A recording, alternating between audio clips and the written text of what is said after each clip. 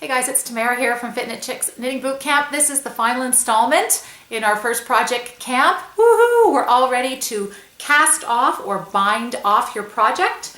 Mine is all finished. This is what it looks like. Really hard to show it on a video. I'll wrap it around my neck twice and you can see. Nice comfortable loop here. Very, very soft, very flattering. If you made any mistakes, you probably won't see them if you wear it like that because it's so close to the body. So this video is going to be a quick video to get you finished and out the door. 3 things we need to cover. One is binding off or casting off. I'll use the terms interchangeably. You'll see them written on a pattern as B-O, not stinky, or C-O. C-O also means cast on, so it's a little context specific. Are you at the beginning of the pattern or are you at the end of the pattern?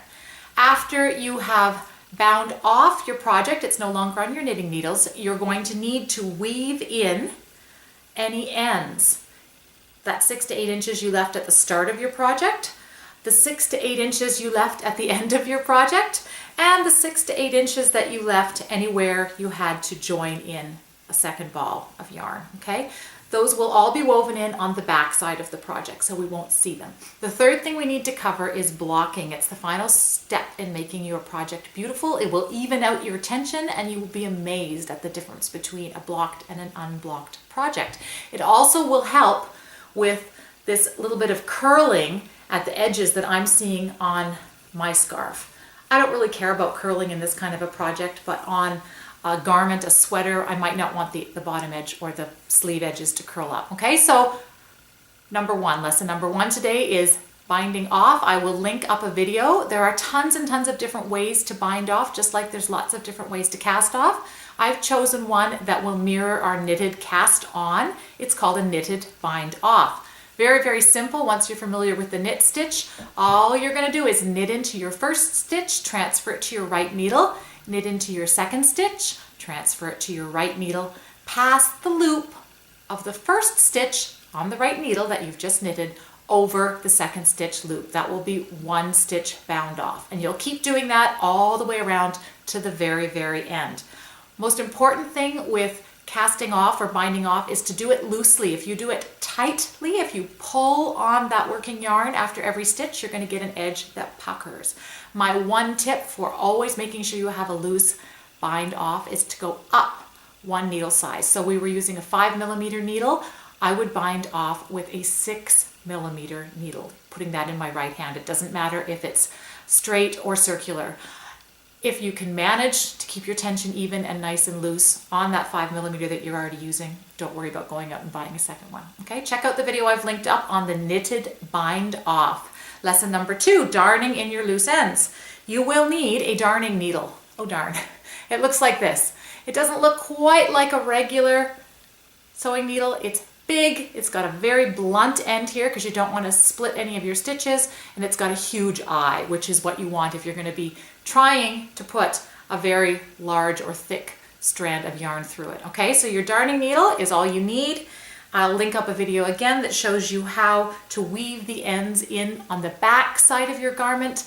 My little tip is to always go for about 2 inches in one direction along one row and then reverse my direction, come back along the row just above or below it. Works very nicely in stocking stitch or garter stitch sections. A little bit more visible if you do it in your eyelet section, so try not to. And after you've gone 2 inches in one direction, 2 inches back, you're then allowed to clip the yarn, okay, down close to the work. It's going to be in nice and tight back there. It's not going to come undone as long as you've woven in enough of your excess, okay? Third thing we need to learn today is blocking. Blocking is the art of giving your finished product a wash.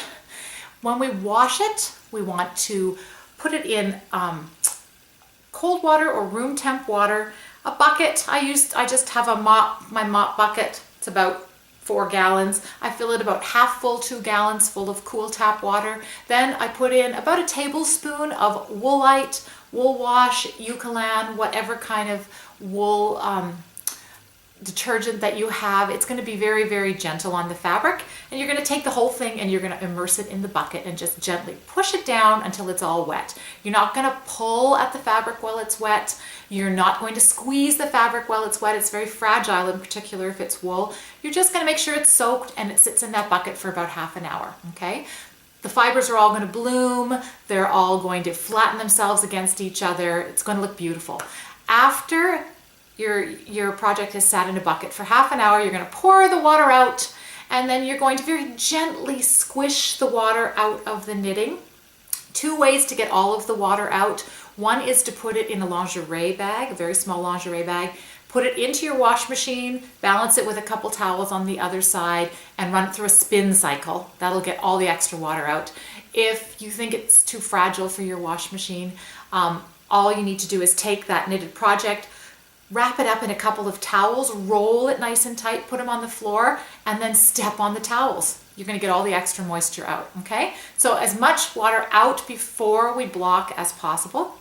Then what you're going to do is find a nice place where your knitting's not going to get disturbed by a child or a cat or a husband for probably 12 to 24 hours, depending on what you knit your project out of. And you're going to take a thick towel and you're going to lay it, not the towel, you're going to lay your project out nice and flat along that towel. You're going to flatten all those edges that want to roll. You're going to take another heavy towel and you're going to lay it down across the top, okay? So making sure it's the project is the shape and the size that you want it to be. You can stretch it a little bit here if it's not as long as you wanted it to be. You can flatten out rolled edges. Heavy towel on the top, go away and leave it. I check about 12 hours later. Sometimes if I didn't get all the water out, I might have to change the towels because a wet towel is not going to absorb any more water. And when it's dry, you're going to put it on and you're going to wear it, and your friends are going to be so jealous that you knit your very own infinity cowl. All right, if you guys have any questions, please don't hesitate to ask in the Facebook group. Comments, questions below are fine. I'll find them here as well. And I can't wait to see what your finished projects look like. Happy knitting!